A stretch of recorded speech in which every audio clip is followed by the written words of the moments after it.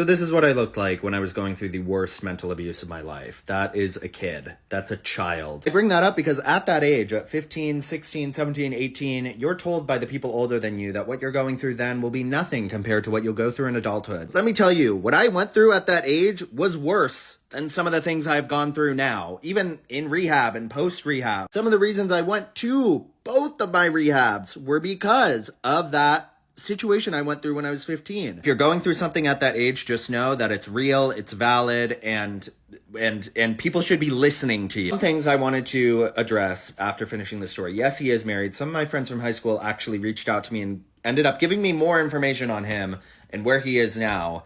And he is still in positions of power, which is wild to me, but I also am protecting my peace and not looking into it any more than that. In terms of Tony, I'm still not friends with Tony. There are a fair amount of people from that era in my life, especially post everything that happened with Alex, that I'm no longer friends with because, as I said, after Alex, I slid much deeper into my addiction. I was not a good friend. I had adopted so many of the manipulative tendencies that Alex had put on me that I started putting on other people, and I was not a good friend to be around. While yes, I'm sober, I went to rehab. I went to multiple rehabs for over a year and am now living a very different life than I did at that time.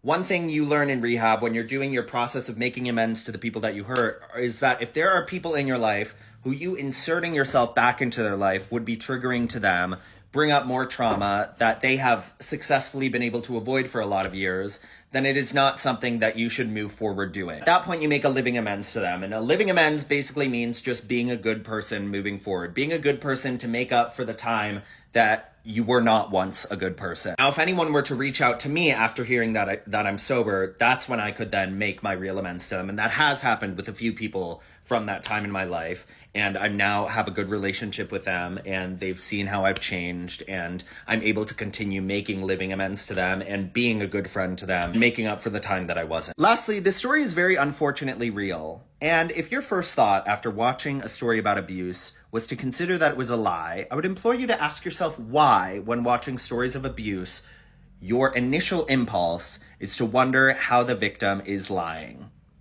Because there's a lot more there that needs to be unpacked.